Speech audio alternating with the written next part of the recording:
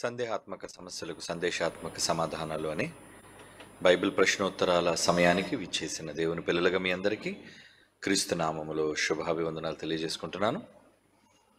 మరి అనేక ప్రశ్నలు మన ముందున్నాయి. వాటిని బైబిల్లో సమాధానాలను వెతికి సందేహాలు తీర్చుకుందాం. మొదటి ప్రశ్న తెర మీద చదువుకుందాం. మొదటి ప్రశ్న, నాకు సందేహం.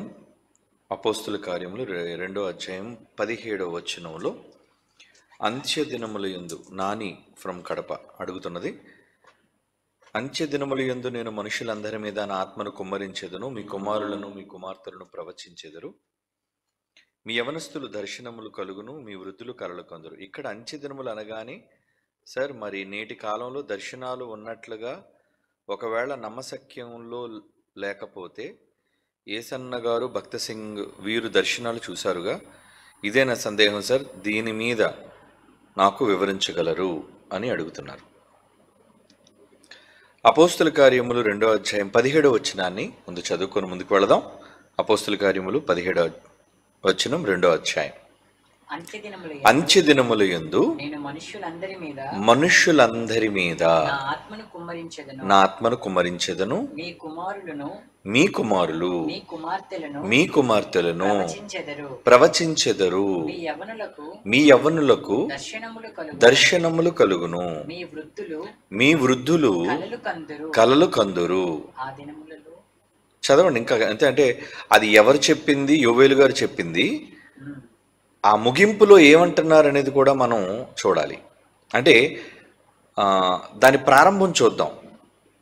16వ వచనం చూద్దాం. దాని ప్రారంభం అంటే ఈ 2వ అధ్యాయంలో పెంతెకొస్తు అనే పండుగ దినాన సందర్భం ఏంటంటే, పేతురు గారు ప్రసంగం చేస్తున్నారు. అప్పటికి వాళ్ళందరికీ పరిశుద్ధాత్మ దేవుడు వచ్చింది, వాళ్ళ మీదకి వచ్చాడు ఆయన. అందరూ భాషలతో మాట్లాడుతున్నారనేది 2వ అధ్యాయం ప్రారంభం నుంచి అపోస్తుల కార్యాలు మనకు కనబడే సందర్భం. దానిని ఉద్దేశించి వీళ్ళందరూ ఆశ్చర్యపడుతున్నారు, ఏంటి వీళ్ళు పామరులు కదా, వీళ్ళు ఎలా మాట్లాడగలుగుతున్నారు అనే ఒక సందేహం వాళ్ళలో ఉత్పన్నమైనప్పుడు దానికి జవాబుగా యోవేలు గారు ప్రవచించిన ప్రవచనాన్ని ఇక్కడ ఆయన ఎత్తి మాట్లాడుతూ ప్రారంభం నుంచి చూడండి ఏమన్నాడు. సెకండ్ పేరా ఉంటుంది. అయితే పేతురు ఆ 11 కూడా లేచి నిలబడి బిగ్గరగా వారితో ఇట్లనెను, యోదయలోని మనుషులారా, యెరూషలేములో కాపురమున్న సమస్త జనులారా, ఇది మీకు తెలియాలి, నా మాటలు వినండి. మీరు ఊహించినట్లు వీళ్ళేదో మత్తు పదార్థాన్ని తీసుకుని వీళ్ళగా పిచ్చి మాటలు మాట్లాడుతున్నారని అనుకోకండి. ఇంకా జామైనా కాలేదు కదా, ఇప్పుడే కదా ప్రొద్దు పొడిచింది అన్నాడు. యోవేలు ప్రవక్త ద్వారా చెప్పబడిన సంగతి ఇదే అంటున్నాడు. చూడండి, అది ఏంటంటే, అంటే వీళ్ళు మాట్లాడుతున్నారు, భాషలతో మాట్లాడుతున్నారు. సందర్భం అది. అందరి మీదకి కూడా పరిశుద్ధాత్మ దేవుడు వచ్చాడు అనేది మొదటి పేరాలో ఉంటుంది సందర్భం. ఆయన అగ్ని రూపంలో నాలుకలుగా విభాగింపబడి అందరి మీద ఒక్కొక్కరి మీద వ్రాలినప్పుడు వారందరూ పరిశుద్ధాత్మతో నిండుకొనిన వారై వాక్శక్తి వారికి అనుగ్రహించిన కొలది అనే పదం ఉంటుంది. చూడండి, ఎన్నో వచనం అది. 3-4 వచనాలు. 2వ అధ్యాయం అపోస్తుల కార్యములు 3-4 వచనాలు. మరి అగ్ని జ్వాలల వంటి నాలుకలు విభాగింపబడగా వారిలో ఒక్కొక్కని మీద వ్రాలగా అందరూ పరిశుద్ధాత్మతో నిండిన వారే. ఆత్మ వాక్శక్తిని ఎప్పుడైతే వాళ్ళకి ఇచ్చిందో అన్య భాషలతో మాట్లాడసాగిరి అంటున్నాడు. చూడండి, అంటే చాలా భాషలు మాట్లాడేస్తున్నారు వాళ్ళు. వాళ్ళకి ఆ రోజు తెలిసింది వాళ్ళ వాడుకలో ఉన్న అరమిక్ లాంగ్వేజ్ కావచ్చు, కానీ హిబ్రూ మాట్లాడుతున్నారు, గ్రీక్ మాట్లాడుతున్నారు, అరబిక్ మాట్లాడుతున్నారు, పర్షియన్ భాష మాట్లాడుతున్నారు. ఆ రోజు భూమి మీద ఎన్ని భాషలైతే వారు ఎరుకనున్నాయో తెలిసిన భాషలుగా అన్నిట్లోనూ వాళ్ళు మాట్లాడుతున్నారు. దానికి వీళ్ళంతా ఆశ్చర్య ముఖంతో చూస్తున్నారు, ఏంటి ఇలా సంభవించిందని. ఇదేదో వింత కాదు, యోవేలు గారు ప్రవచించారు అని యోవేలు గారు ప్రవచించిన ప్రవచనాన్ని ఇక్కడ కోట్ చేస్తున్నారు. ఎవరు? పేతురు గారు. అది ఇదే అంటున్నాడు. చూడండి, ఆయన ఈరోజు జరిగిన ఈ సంఘటన, ఈ సందర్భం యోవేలు గారు చెప్పినది అని కన్ఫర్మ్ చేస్తున్నాడు. ఆయన కన్ఫర్మ్ చేసి ఏమంటున్నాడు? అంచె దినములు యందు నేను మనుషులందరి మీద ఆత్మను నా ఆత్మను కుమ్మరించెదను, మీ కుమారులను మీ కుమారులు కుమార్తెలను ప్రవచించెదరు. ప్రవచించెదరు మీ అంటున్నాడు. యవనులకు దర్శనములు కలుగును. యవనాలకు దర్శనాలు కలుగుతాయి, మీ వృద్ధులు కలలు మీ వృద్ధులు కలలు కందురు. ఆ దినములలో ఆ దినములలో నా దాసుల మీద నా దాసుల మీద, నా దాసురాండ్ర మీద ఆడవాళ్ళ మీద కూడా, దాసురాండ్ర మీద కూడా ఆత్మను కుమ్మరించెదరు. పరిశుద్ధాత్మ దేవుణ్ణి కుమ్మరిస్తాను నేను, కనుక వారు ప్రవచించెదరు. కనుక వాళ్ళు ప్రవచిస్తారు అన్నాడు. అంటే పురుషులే కాదు, స్త్రీలు కూడా ప్రవచన వరాన్ని కలిగిన వాళ్ళుగా ఉంటారు. ప్రవక్త్రులుగా ఉంటారు. వాళ్ళు ప్రవక్త్రిగా అంటే ఆడవాళ్ళు ప్రవచించేవాళ్ళుగా. అదే ఇది మొదటి శతాబ్దంలో అంచె దినములు అనగానే ముందు మనం తెలుసుకున్నాం అనుకోండి. ఏంటి అంచె దినములు? మన యూనివర్సిటీ పిల్లలందరికీ తెలుసు.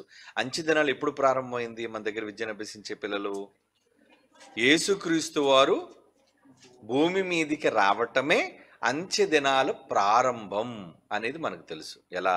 హెబ్రీ పత్రిక 1వ అధ్యాయం 2వ వచనం. హెబ్రీ పత్రిక మొదటి 1వ అధ్యాయం అధ్యాయం 2వ వచనం. ఈ దినముల అంతమందు ఈ దినముల అంతమందు కుమారుని ద్వారా మనతో మాట్లాడెను అంటున్నాడు. చూడండి, ఈ దినముల అంతమందు అంటే కుమారుని ద్వారా మాట్లాడడం దినముల అంతం. అంటే యేసుప్రభు వారు బ్రతుకున్నప్పుడే అంచె దినములు అనే సంగతి మనకి అర్థమైపోయింది కదా, అవునా? అంటే యేసుక్రీస్తు వారు భూమి మీద ఉన్న కాలమే ప్రపంచానికి అంచె దినాలు ఆరంభమైతే, యోవేలు గారు ప్రవచించిన ప్రవచనం ప్రకారంగా ఈ ప్రవచనం యొక్క నెరవేర్పు ఎప్పుడు జరగాలి? అంచె దినముల యందు అన్నారు. కాబట్టి ఎప్పుడు అంచె దినాలు ప్రారంభమై? యేసుకాలం నుంచే. మరి ఇప్పుడు పెంతెకొస్తేనే పండుగ దినం జరుగుతున్నప్పుడు అది యేసు తర్వాత కాలమా, యేసుకు ముందటి కాలమా? యేసు వచ్చి వెళ్ళిపోయిన తర్వాత కాలమే కదా. అంటే యేసు వచ్చిందే అంచె దినాలు అయినప్పుడు, యుగాంతం ముగింపు దినాలు అయినప్పుడు, అవునా? అంచె దినాలు అయినప్పుడు, అంచె దినాల్లో యేసు వచ్చారు, వెళ్ళిపోయారు మాట్లాడి. ఆ తర్వాత ఆయన వెంబడించిన శిష్యులు వారు కూడా ప్రవచిస్తున్నారు. అందులో పేతురు గారు ఉన్నారు. అలాగే అపోస్తుల కార్యాల్లోనే పురుషులు మాత్రమే కాదు, స్త్రీలు కూడా ప్రవచించినట్లుగా మనకి వాక్యంలో కనబడుతుంది. ఎవరు? ఫిలిప్పు కుమార్తెలు అని కనబడుతుంది. చూడండి, 21వ అధ్యాయం అపోస్తుల కార్యములు 9వ వచనం. అపోస్తుల కార్యములు 21వ అధ్యాయం 9వ వచనం. అక్కడ ఏముంది చూడండి. కన్యకలుగా ఉన్న 4 కుమార్తెలు ఫిలిప్పు గారికి ఉన్నారు, వారు ప్రవచించువారు అంటున్నాడు. చూడండి, అంటే ఇందాకట మనకి యోవేలు గారు ప్రవచనంలో ఉన్నట్లుగా ఏమంటున్నాడు? పురుషుల మీదను స్త్రీల మీదను అన్నాడు కదా, యవనస్తుల మీదను యవనరాండ్ర మీదను అన్నాడు, మీ కుమారులను మీ కుమార్తెలను అన్నాడు. చూడండి, ప్రవచించెదరు అంటున్నాడు. చూడండి, దాసుల మీదను దాసురాండ్ర మీదను అంటున్నాడు. చూడండి, మరి దర్శనములు ఎక్కడొచ్చాయి? ఏమంటే దర్శనం ఎక్కడొచ్చింది? పేతురు గారు ఉన్నారు. పేతురు గారి దగ్గర దర్శనం వచ్చిందా? ఎవరిని గురించి దర్శనం వచ్చింది? కొర్నేలును గురించిన దర్శనం. అంటే కొర్నేలు గారి దగ్గరకు పేతురు గారు వెళ్లాల్సిన సమయం వచ్చినప్పుడు దేవుడు ఒక దర్శనాన్ని ఆయనకు చూపించాడు. అప్పటికి వాళ్ళంతా ముసలోళ్ళు ఏంటి? పేతురు గారు యవన కాలంలో ఉన్న వ్యక్తి ఆయన. అప్పుడు యవనస్తులే వాళ్ళు. అంటే ఇప్పుడు యోవేలు ప్రవక్త ద్వారా చెప్పబడిన మాట, అంచె దినముల యందు నేను మనుషులందరి మీద నా ఆత్మను కుమ్మరించెదను, నీ కుమారులు కుమార్తెలు ప్రవచించెదరు, యవ్వనస్తులకు దర్శనములు కలుగును, వృద్ధులు కలలు కందురు. ఏమండి, ఇవన్నీ వాళ్ళకు వస్తున్నాయంటే ఏంటనమాట?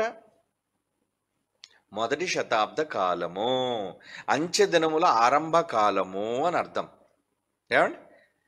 ఏమండి ఎందుకు వాళ్ళకి అంచె దినాల్లో వచ్చాయి? ఎందుకు వాళ్ళకి వచ్చాయంటే, సత్యవాక్యము పరిపూర్ణమైనంత వరకు, సంపూర్ణ సత్యము ప్రజలకు ఎరుగుబడిలోనికి వచ్చినంత వరకు వాళ్ళ యవనస్తులకు దర్శనాలు కలిగాయి, వారు భాషలతో మాట్లాడారు, వాళ్ళకి వృద్ధులు కలలు కన్నారు, ఆ కలల ద్వారా దర్శనాలు, భావాలు. అంటే ఇవన్నీ ఎందుకు జరిగాయి? ఇవన్నీని వాక్యమును స్థిరపరచుటకు. వాక్యము ఎప్పుడు స్థిరపరచబడింది? సంపూర్ణ సత్యం ఎప్పుడు వచ్చింది? యేసు తర్వాత. ఎలా? పరిశుద్ధాత్మ దేవుడు ఆయన వచ్చి ఎందులోనికి నడిపిస్తారు అని యేసుప్రభు వారు ముందుగా చెప్పారు మనకి. యోహాను సువార్త 16వ అధ్యాయం చూడండి, ఎన్నో వచనం? 13వ వచనం. యోహాను సువార్త 16వ అధ్యాయం 13వ వచనం. అందులో ఏముంది? అయితే ఆయన అయితే ఆయన అనగా సత్యస్వరూపి అయిన ఆత్మ, పరిశుద్ధాత్మ దేవుడు వచ్చినప్పుడు మిమ్మును సర్వసత్యములోనికి నడిపించు. మిమ్మును సర్వసత్యములోనికి నడిపించును. అవునా? సర్వసత్యములోనికి అంటే సర్వసత్యములోనికి నడిపించే బాధ్యత ఎవరు తీసుకున్నారు? పరిశుద్ధాత్మ దేవుడు. మరి పరిశుద్ధాత్మ దేవుడు ఎప్పుడు సంపూర్ణం చేసేశాడు? పద్మాసు ద్వీపంలో ఏమండి యోహాను గారికి ఆయన ఇచ్చిన దర్శనము లేదా ఆయన పరిశుద్ధాత్మ ప్రేరణ. ఇంచుమించు బైబిల్లోని మనకు దొరికిన 66 పుస్తకాల్లో, క్రొత్త నిబంధనలోని 27 పుస్తకాలు కూడా సంపూర్ణం ఎప్పుడయ్యాయి అంటే ఇంచుమించు 97, 98 ఆ సమయాల్లో రాయబడింది ప్రకటన గ్రంథం. ప్రకటన గ్రంథం రాయబడిన కాలం ఇప్పుడు 90 తర్వాత 100 సంవత్సరాల లోపు రాయబడింది. అంటే ఫస్ట్ సెంచరీ, మొదటి శతాబ్దంలో అపోస్తలులు బ్రతుకున్న కాలంలోనే సర్వసత్యము వచ్చేసింది. సర్వసత్యము వచ్చింది అంటే అర్థం ఏంటి? ఇక నేను మీతో చెప్పాలనుకున్నవన్నీ చెప్పేశాను, ఇక మరలా నేను మీతో ఏవి చెప్పవలసిన అవసరత లేదు. మీరు ఏమైనా గ్రహించాలి అంటే మరలా మీకు దర్శనం కలగదు. మీరు వ్రాయబడిన వాటిని చదవాలి అని పౌలు గారు చెప్పిన క్లారిటీ మనం బైబిల్ నుంచి తెలుసుకోవాలి. ఏంటి ఆ క్లారిటీ? ఎఫ్సీలకు రాసిన పత్రిక 3వ అధ్యాయం, అక్కడ ఆయనకు కలిగిన దర్శనాలను గురించి పౌలు గారు రాస్తూ ఏమంటున్నారు చూడండి. 4వ ఎఫెసీ పత్రిక 3వ అధ్యాయం 3వ వచనం నుంచి చూద్దాం. 3వ వచనం నుంచి ఏమండి జాగ్రత్తగా చూడండి. చాలా మందికి ఇవి తెలియక ప్రారంభ ఏమంటారు దాన్ని, ఇవి పునాది, ప్రారంభ బేసిక్స్ అంటారు, దీన్ని ఫండమెంటల్స్ అంటారు. ఇవి తెలుసుకోకపోతే మన వాక్యాన్ని అపార్థం చేసుకుంటాం. ప్రాథమికమైన సూత్రాలు ఇవన్నీ కూడా ఇవి మినిమంగా తెలియాలి, క్రైస్తవులకు తెలియాలి. ఏమండి అంటే దర్శనాలు ఇప్పుడు వస్తాయా, ఇప్పుడు కూడా మాట్లాడతారా అనేది ఒక కాంట్రడిక్షన్ ఉంది. కాబట్టి అసలు ఎప్పుడు చెప్పాలి, దేవుడు ఏం చెప్పాలనుకున్నాడు? దర్శనాల ద్వారా, కలల ద్వారా, ప్రవచనాల ద్వారా ఏం చేయాలనుకున్నాడు? తన పిల్లలకు తన మనస్సులో ఉన్న భావాలను చెప్పాలి అనుకున్నాడు. చెప్పడానికి మాధ్యమాలే ఏంటి? భాషలు. అలా తండ్రి అనుకున్నది చెప్పడానికే కలలు, దర్శనాలు, వాటి భావాలు. ఎప్పటి వరకు ఉన్నాయి? ఎప్పటి వరకు ఉన్నాయంటే వాక్యము సంపూర్ణంగా రానంత వరకు దేవుడు మధ్యలో వాళ్ళకి చెబుతూ వచ్చాడు. ప్రవక్తల ద్వారా, దర్శనాలు ఇవ్వటం ద్వారా, ప్రవక్తల ద్వారా, ఆడవాళ్ళ ద్వారా ఏమండి జరగబోయేది చెప్పేవాడు ఆయన. ఇక మీదట ఏమైనా మీరు తెలుసుకోవాలి అనుకుంటే ఇక్కడ పౌలు గారు చూడండి, నూతన నిబంధనలో సంపూర్ణ సత్యంలో ఆయన ఏం చెప్తున్నారంటే అదే మనం చదువుతున్న ఎఫెసీ పత్రిక 3వ అధ్యాయం 3వ వచనం. ఎట్లనగా క్రీస్తు యొక్క మర్మం టోటల్గా ఏదైతే ఉందో, క్రీస్తును గూర్చిన సందేశం, దేవదర్శనం. ఎందుకంటే మీ వృద్ధులు అందరూ కూడా కుమారులు కుమార్తెలు దర్శనాలు వస్తాయని చెప్పి యోవేల్ గారు అన్నారు కదా, అందులో నేను ఒకడినే, పౌలు గారు కూడా ఒకరు కదా అందులోని. యవ్వనస్తుడు ఆయన అప్పటికి. నాకు దర్శనం వచ్చింది, దేవుడు దర్శనము ద్వారా నాకు తెలియపరిచాడు, నాకు దర్శనము ద్వారా తెలియపరచబడిందనే సంగతిని గూర్చి మీకు సంక్షేపముగా వ్రాసి తిని. నేను నాకు కలిగిన దర్శనాన్ని మీకు వ్రాసాను. మీరేం చేయాలి? చదవండి. మీరు దాన్ని చదివిన ఎడల దానిని బట్టి ఆ క్రీస్తు మర్మము, దానికి సంబంధించిన పూర్తి వివరణ నాకు ఏదైతే దర్శనం ద్వారా దేవుడు తెలియజేశాడో మీరు గ్రహించుకుంటారు. ఇప్పుడు మీకు దర్శనం వస్తుందా? నాకు ఇచ్చిన దర్శనం రాశాను కాబట్టి అది చదువుకుంటే తెలుసుకుంటారా? ఏమంటున్నాడు అక్కడ? నాకు కలిగిన దర్శనం ద్వారా నాకు కలిగిన ఈ జ్ఞానం, ఆ మాట చదవండి. మీరు మునుపు మీకు ఎన్నో వచ్చిన అది 3-4 వచనాలు మునుపు సంక్షేపముగా మీకు రాశాను నాకు కలిగిన దేవదర్శనం. మీరు దాన్ని చదవండి. ఆ చదివితే దానిని బట్టి ఏదైతే దేవుడు నాకు చెప్పాలనుకున్నాడో ఆ క్రీస్తు మర్మం, దానిని గూర్చిన నాకు కలిగిన ఏదైతే జ్ఞానం, ఉపదేశం వచ్చిందో మీరు గ్రహించుకుంటారు. ఇప్పుడు క్రీస్తు మర్మాన్ని గూర్చిన సంపూర్ణమైన ఉపదేశం మీరు తెలుసుకోవాలి అంటే ఇప్పుడు మీరు దర్శనం కోసం కనిపెట్టాలా, లేదంటే పౌలు గారు రాసిన పత్రికను చదవాలా? పౌలు గారు రాసిన పత్రికను మీరు చదవండి. అప్పుడు పౌలు గారికి ఏ జ్ఞానం అయితే కలిగిందో మీకు కలుగుతుంది.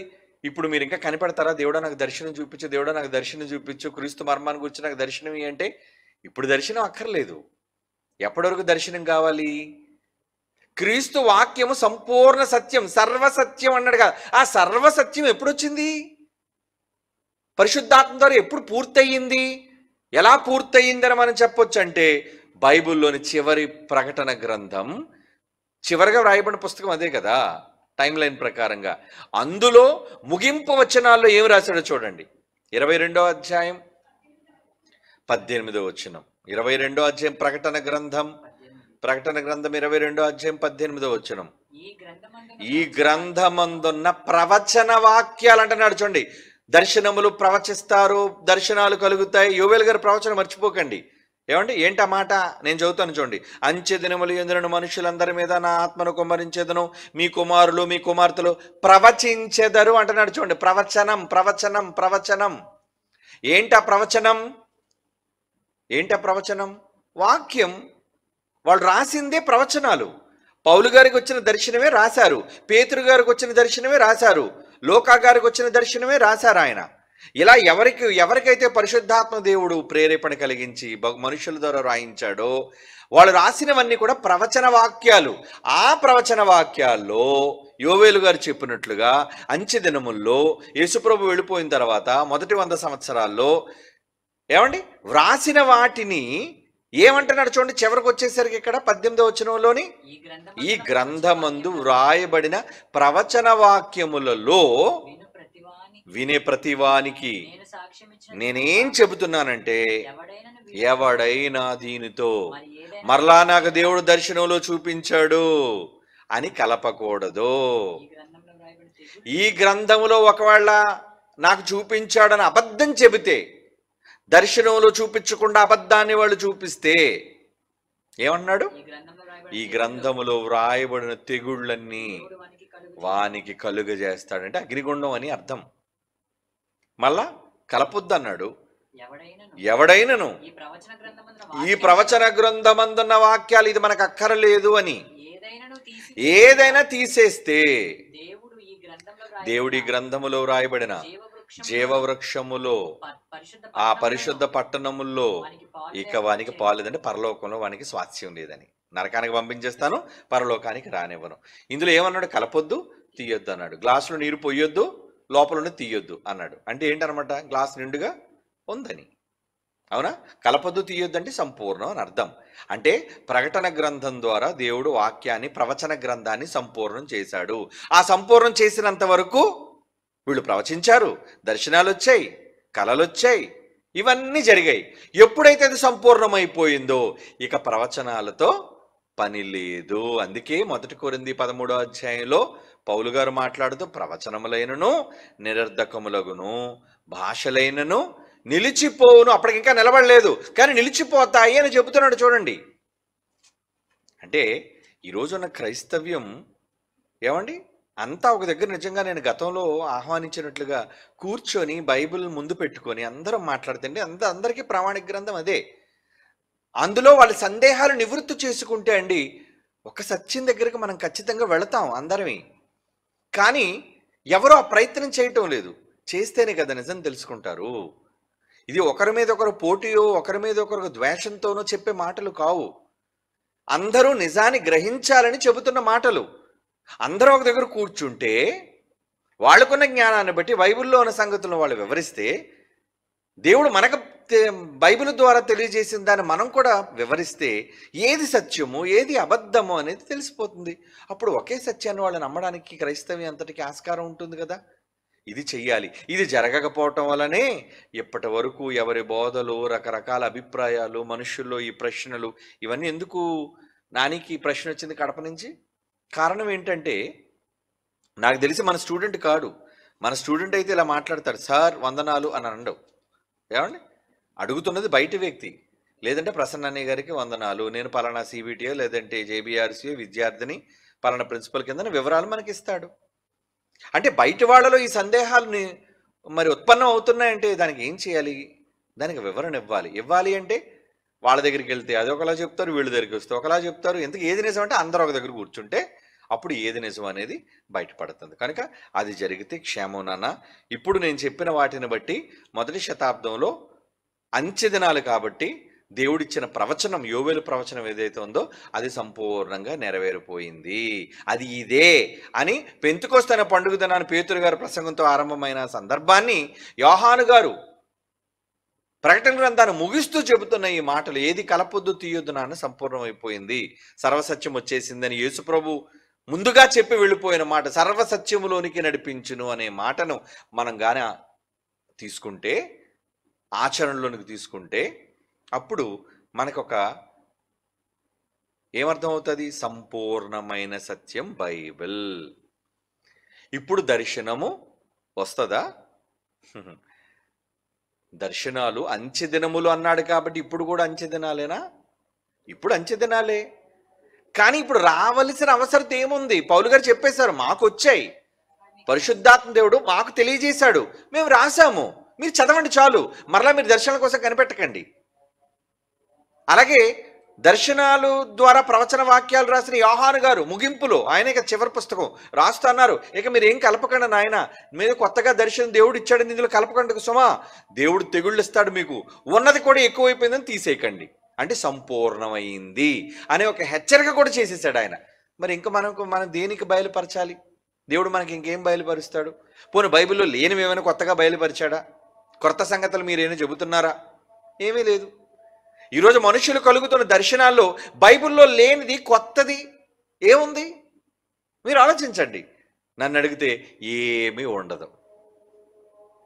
అయితే వాళ్ళ ఊహలు, ఎందుకంటే వాళ్ళు వాళ్ళు అదే భ్రమ, అదే ధ్యాస. ఏమండి, మనం ప్రేమించిన వాళ్ళు ఎక్కువగా వాళ్ళ గురించి ఆలోచిస్తున్నాం అనుకోండి, సడన్గా వాళ్ళు పిలిచినట్టు అనిపిస్తుంది, లేదంటే వాళ్ళు మన కళ్ళల్లో మెదిలినట్టుగా అనిపిస్తుంది, వాళ్ళు వచ్చారేమో అన్నట్టుగా అనిపిస్తుంది.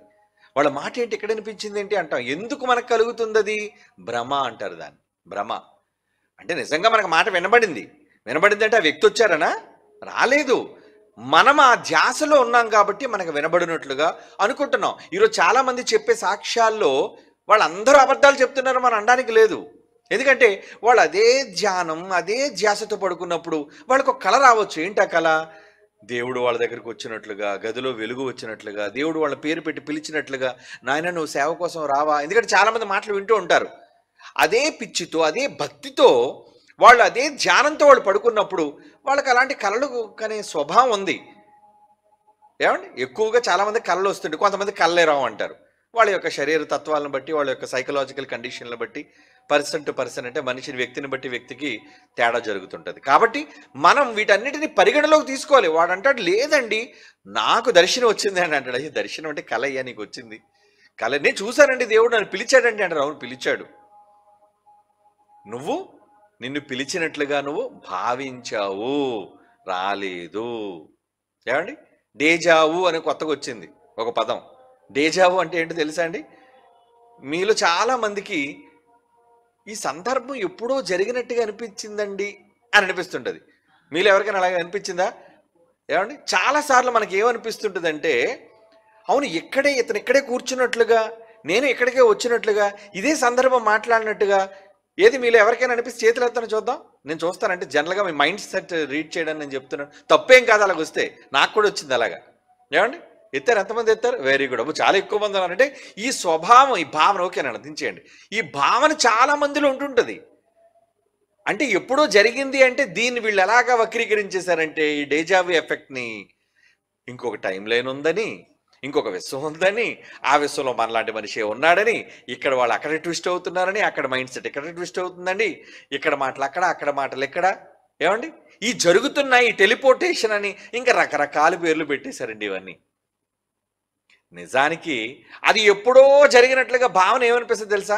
ఎప్పుడో అనుకుందాం. అంటే ఉదాహరణకి మీకు చెప్తారు, ఎక్కడో ఒక అందమైన కొండ, ఏమండి, కొన్ని భావనల్లో, కళల్లో మనకు వచ్చే దర్శనం అంటే అదే కళలండి, కొత్తగా దేవుడు ఇచ్చేది ఏం కాదు. ఏమండి, అక్కడ ఏదో ఒక విచిత్రమైనది మన ఊహల్లో ఉన్నది కళలో ఎప్పుడో మనం చూసాం, మన బ్రెయిన్లో రికార్డ్ అవుతుంది. మర్చిపోకండి, మన బ్రెయిన్ చూసేది ఏదైనా, చూసేది కళ్ళు కాదు, బ్రెయిన్ చూస్తుంది దేన్నైనా. కళ్ళు కేవలం చూసేదాన్ని రిఫ్లెక్షన్. చూసిన దాన్ని అద్దం ఎలాగైతే మనకు చూపిస్తుందో అలాగే ఈ కళ్ళు బయట చూసిన దాన్ని బ్రెయిన్కి తీసుకెళ్తాయి. ఆ బ్రెయిన్లో ప్రతిదీ రికార్డ్ అయిపోద్దండి. ప్రతిదీ మీ జ్ఞాపకం ఉండకపోవచ్చు అంతే. బ్రెయిన్ అనేది ఈ ప్రపంచంలో సూపర్ కంప్యూటర్ కన్నా చాలా పెద్ద హార్డ్ డిస్క్, అది హార్డ్ డ్రైవ్. అది అన్నీ అందులో సమాచారాలు అందులో నిక్షిప్తమై ఉంటాయి. మనం మర్చిపోవచ్చు. మెజారిటీగా 100% మర్చిపోతాం. మనం ఎక్కడో 10 గుర్తుంటాయి, 10% మాత్రమే గుర్తుంటాయి. అయితే ఈ మర్చిపోయిన 90%లో కళలు కూడా ఉంటాయి సుమా. ఆ కళల్లో ఏదో ఒక ప్రదేశానికి మనం వెళ్ళినట్లుగా, అక్కడ మన వాళ్ళతో సంభాషించినట్లుగా, ఎందుకంటే మనం చూసిన ప్రదేశాలు కదా మన కళలో వస్తాయి ఉంటాయి. అది ఒక ఇల్లు కావచ్చు, ఒక ప్రదేశం కావచ్చు, ఏదైనా కావచ్చు. ఇది ఎప్పుడో 1 సంవత్సరం క్రితం, 2 సంవత్సరాల క్రితం, కొంతకాలం క్రితం మన కళల్లో వచ్చింది. ఆ కళను మనం వచ్చింది మర్చిపోయాం. బబులోను చక్రవర్తి లాగా కళ కూడా మనం మర్చిపోయాం. మర్చిపోయిన కళ 3 సంవత్సరాల తర్వాత ఉండి బ్రెయిన్లో ఏమవుతుందో తెలుసా అండి? విచిత్రం ఏంటంటే స్పార్క్ అవుతుంటాయి, ఇగ్నైట్ అవుతుంటాయి అవన్నీ. అంటే ఎప్పుడు అది రికార్డ్ అయింది సుమా, చెరిగిపోలేదు, ఇరేజ్ అవ్వలేదు. అది ఇరేజ్ అవ్వలేదని మనం ఎలా చెప్పొచ్చు? దీనికి కూడా ఒక ఉదాహరణ చెప్తాను. ఎప్పుడో మనం ఒక వ్యక్తిని చూస్తాం, మనం మర్చిపోయాం ఆ వ్యక్తిని. కానీ అతను వచ్చి, ఏమండి నేను గుర్తున్నానంటే, ఎవరండి మీరు అని అడుగుతాం. అరే నేనండి, పలానా సందర్భంలో పలానా రోజు మీరు వచ్చినప్పుడు నాకు ఇప్పుడు గుర్తొచ్చారండి అంటారు. అంటే ఉన్నారా? బ్రెయిన్లో ఉందా? ఉంది, కానీ మనకు గుర్తులేదంతే.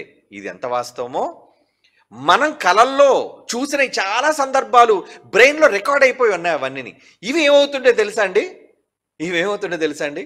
ఒక్కొక్కసారి మన కళ్ళ ముందు జరుగుతున్నప్పుడు, అరే ఇది ఇప్పుడు ఎక్కడికప్పుడు నేను వచ్చినట్టున్నాను కదా, ఇక్కడ నేను మాట్లాడినట్టున్నాను కదా, ఇది ఎప్పుడో నీ కళలో వచ్చింది. కళలో వచ్చిందంటే ఆ ఇల్లు నీకు తెలుసు, ఎందుకంటే అది మీ ఇల్లే.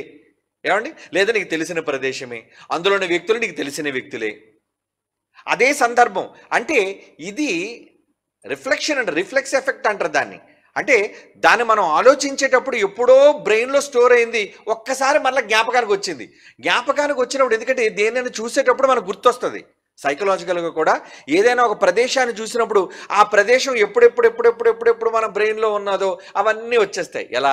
ఇది కూడా మీకు అర్థం అవడానికి ఒక ఉదాహరణ చెప్తాను. ఎలా అంటే, బైబిల్లో ఈ మధ్యన సాఫ్ట్వేర్లు వచ్చేసిన తర్వాత ఏదైనా ఒక పదం, ఎందుకు అనే పదం కావాలనుకోండి, బైబిల్ ఓపెన్ చేసి ఎందుకు అని కొట్టాం అనుకోండి, ఎక్కడెక్కడ ఎందుకులు ఉన్నాయి అన్నీ వచ్చేస్తాయి లేదా?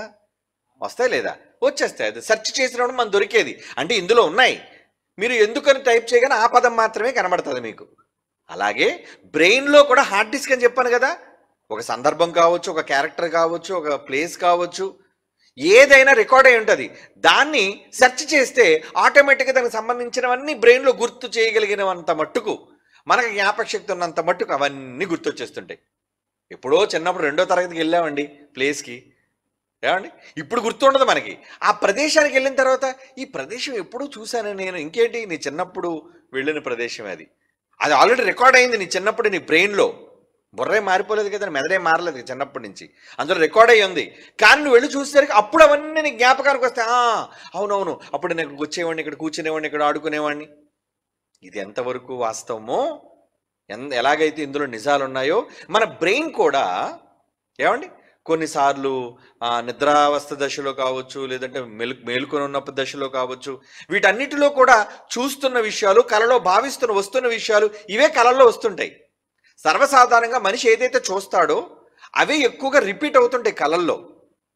కనుక ఆ కళలో మనం ఊహించిన వ్యక్తులు వచ్చినట్టు, ఏమండి అప్పుడే మాట్లాడుతున్నట్లు, ఇది ఎప్పుడో జరిగినట్లుగా మనకు అనిపిస్తుంటుంది. ఇది దర్శనం, ఇది కళ, ఇదే డేజావు ఎఫెక్ట్ అని వీళ్ళందరూ మాట్లాడుతుంటారు. ఇవన్నీ బ్రెయిన్లో స్టోర్ అయిన సమాచారం అంతే.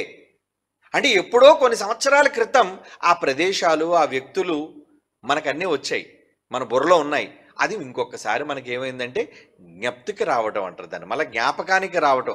అప్పుడు మనకు అనిపిస్తుంది, ఇక్కడ ఇలాగే కూర్చున్నాం, ఇలాగే మాట్లాడడం, ఎప్పుడో జరిగింది సందర్భం అని. కనుక ఇది దర్శనాలు. మనం ఎలాగైతే ఏదో జరగబోయే దేవుడు ముందుగా చూపించేశాడనో డేజావు ఎఫెక్ట్లోని, ఇప్పుడు ఏదో జరిగింది కాబట్టి నేను వెనక్కి వెళ్ళిపోయి మళ్ళీ ఇక్కడికి వచ్చానో, ఇవన్నీ కూడా మూర్ఖమైన వాదనలు అవన్నీ.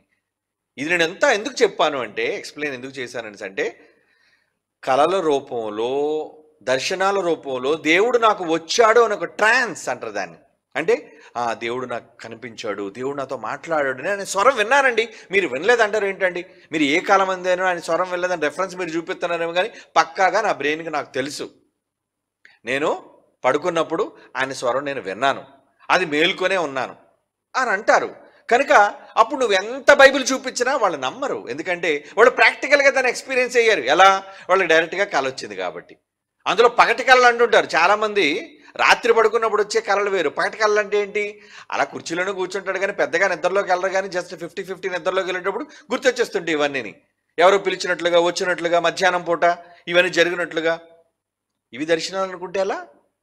కనుక చెప్పేవాళ్ళందరూ కూడా అబద్ధికులను మాత్రం నిర్ధారించకండి. వాళ్ళు ఆ భావనలో ఉండి, వాళ్ళు అంటే దేవుని మీద మైమరిచిపోయి ఉన్నారు. వాళ్ళు ఏదో దేవుడు వస్తాడని, మాట్లాడతాడని, పిలుస్తాడని, ఎందుకంటే ప్రజలందరూ అవేక చెప్తున్నారు. కనుక వీళ్ళు అదే ట్రాన్స్లో ఉండటం వలన, ఆ భావనల్లో ఉండటం వలన ఖచ్చితంగా వీళ్ళు అటువంటి వాటిని ఎక్స్పీరియన్స్ అవుతారు. కనుక వాళ్ళు చెప్పడంలో కూడా అన్ని సందర్భాల్లో తప్పులు, అబద్ధాలు ఉండవు. ఇది మీరు తెలుసుకోండి. అయితే బిబ్లికల్గా, సత్య ప్రకారంగా, బైబిల్ ప్రకారంగా ఇప్పుడు ఆయన వచ్చి ఎవరినైనా పిలుస్తారంటే నిన్నే ఎందుకు పిలిచాడు, మరి మిగతా వాళ్ళు ఎందుకు పిలలేదు?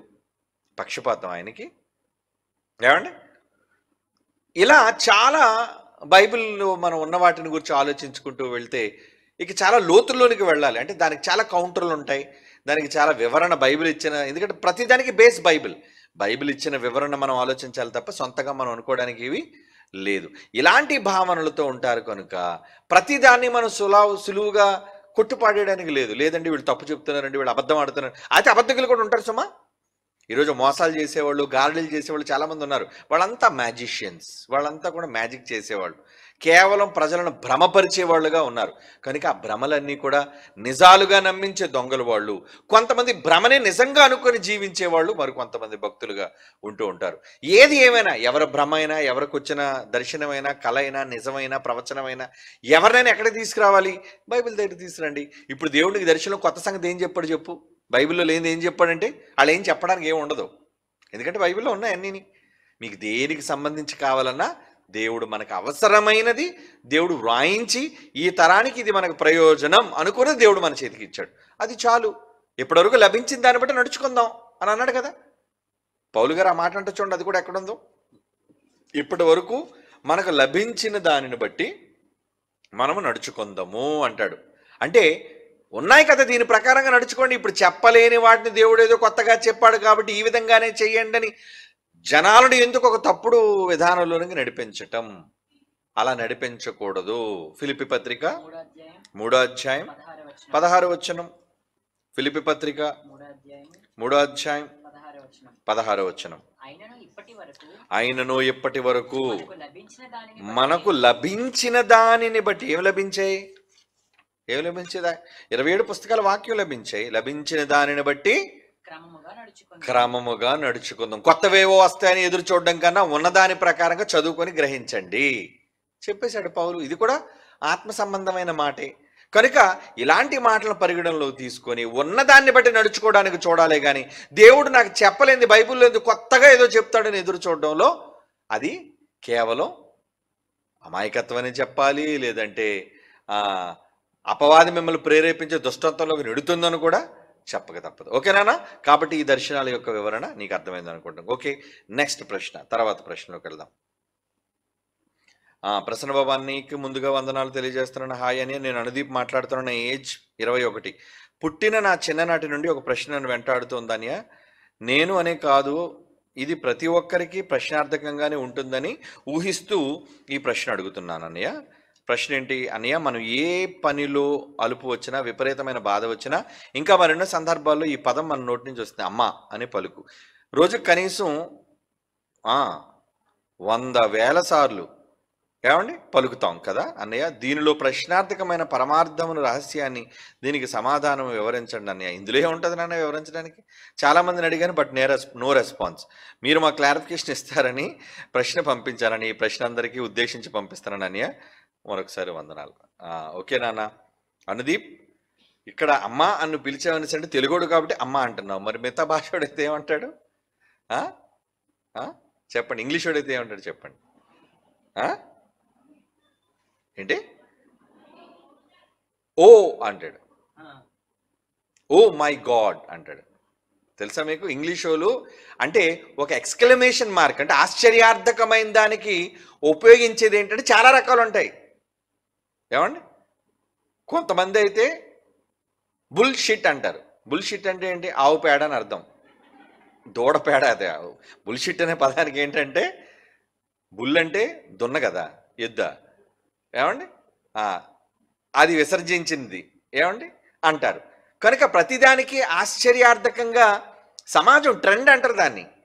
ఏమండి? దేన్ని చూస్తే దాని విధంగా ఆ విధంగా వీళ్ళు ఎక్స్ప్లెయిన్ అంటే ఆ పదాన్ని వీళ్ళు పలకడం అనేది అలవాటుగా మారుతుంది. తెలుగోళ్ళు కాబట్టి ఎక్కువగా అమ్మో అంటాం. దెబ్బ కలిగింది అనుకోండి, ఏమంటుంది దాన్ని? అమ్మో అని పదం మనకి ఎందుకు వస్తుంది అంటే ముందు మనం పెరిగింది అమ్మ చేతిలో కాబట్టి. అవునా? ఇంగ్లీష్ వాడు మాత్రం మదర్ అని అంటే ఎవడో కూడా దెబ్బ పడగానే కింద పడగానే ఎవరంటారు వాడు అమ్మని ఎడు తలుచుకుంటాడు వాడు. వాళ్ళు అలవాటైన పదాన్ని బట్టి ఓ మై గాడ్ అంటాడు. ఏమండి? ఇలా మరి అలాగని హిందీలో నార్త్ ఇండియన్స్ ఏమంటారు చెప్పండి? నార్త్ ఇండియన్స్ ఏమంటారు హిందీలో? మా అని అన్నారు. ఏమంటారు చెప్పండి? హిందీలోనే ఎవడని కింద పడిపోయాడు అనుకోండి, హే భగవాన్ అంటాడు వాడు.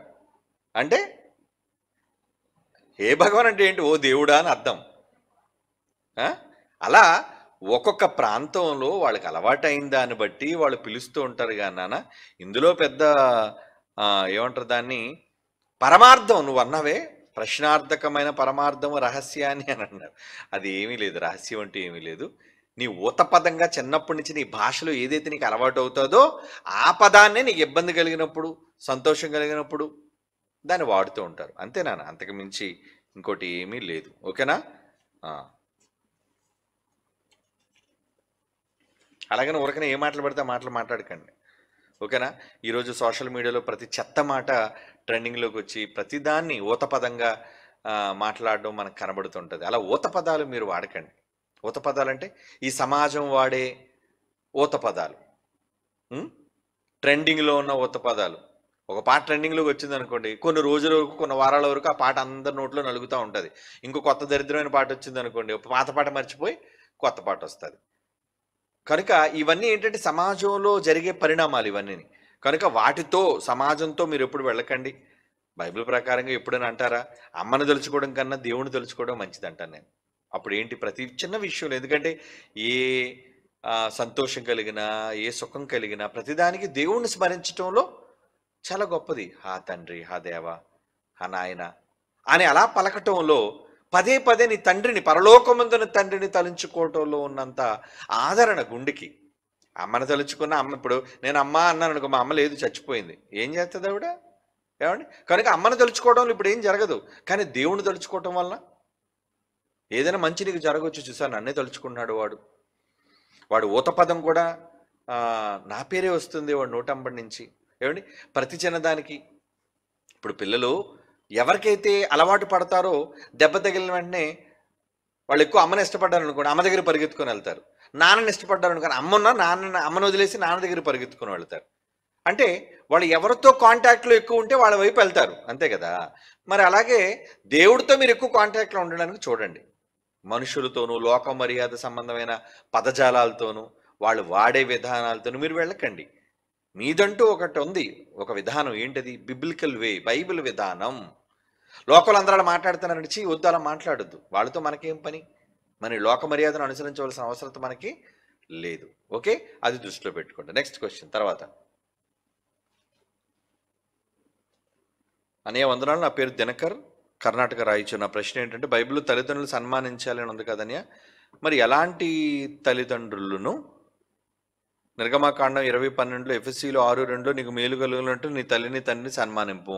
ఈ రెఫరెన్స్ ప్రకారంగా తల్లిదండ్రులు సన్మానించాలి. అయితే కొందరు బిడ్డలకు జన్మనిచ్చిన తర్వాత వారు మాకు అక్కర్లేదని అనాథాశ్రమంలో వదిలేసిన వారు కొందరైతే చంపేస్తున్నారు. మరి కొందరైతే డబ్బు కోసం వ్యభిచారానికి బానిసలుగా చేస్తున్నారు. మరి కొందరైతే డబ్బు కోసం సినిమాల్లో సర్కస్ ఎన్నో నేర్పుతూ పిల్లల్ని తప్పుతో పట్టిస్తున్నారు. తల్లిదండ్రులు కూడా ఉన్నారు కదా. మరి ఎలాంటి తల్లిదండ్రులు సన్మానించాలి? ఉదాహరణ, ఒక కుమారుడు తన తండ్రిని బాగా చూసుకొని అనుకున్నప్పుడు లేదా చూసుకుంటున్నప్పటికీ వాళ్ళకి ఆయనంటే వాళ్ళ కుమారుని ప్రేమ అర్థం చేసుకోకుండా వారే కుమారుని ద్వేషించిన ఎడల తప్పు ఎవరిది? ఎలాంటి తల్లిదండ్రులు ప్రేమించాలి, సన్మానించాలి? తప్పుగా అడిగితే క్షమించండి. నాన్న, బైబిల్ ప్రకారంగా ఏ తల్లిదండ్రులు అయితే నిన్ను పెంచుతున్నారో ఆ తల్లిదండ్రులనే నువ్వు సన్మానించు. అలాగని బైబిల్ ప్రకారంగా పెంచలేని వాళ్ళు ఎవరైనా ఉన్నారు అనుకో, నువ్వేం చేయాలి? నువ్వు ఊహ తెలిసి నువ్వు పెద్దవాడు అయ్యావు కదా, ఇప్పుడు ఈ ప్రశ్న అడగగలుగుతున్నారంటే బైబిల్లో ఉన్న మంచి తెలియాలి, తల్లిదండ్రులు చేస్తున్న తప్పు నీకు తెలియాలి. అలా తెలుసుకున్నప్పుడు తల్లిదండ్రులు సరిదిద్దు, తప్పే ఉంది.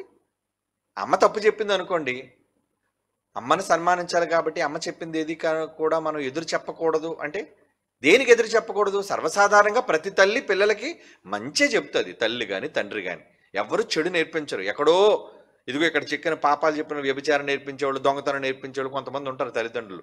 వాళ్ళ హ్యాబిట్టే అంత. ఎందుకంటే వీళ్ళు దొంగలు కాబట్టి వాళ్ళ పిల్లలను కూడా దొంగలుగా చేయాలి అనుకుంటారు. అదే నేర్పిస్తారు, ఆ వృత్తిని నేర్పిస్తారు. మీరు అలాంటప్పుడు వాళ్ళని ఫాలో అవ్వాల్సిన పని లేదు.